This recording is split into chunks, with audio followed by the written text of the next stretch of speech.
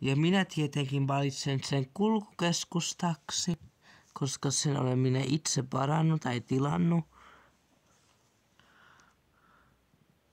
Sepä kiva juttu, Ali Hassan.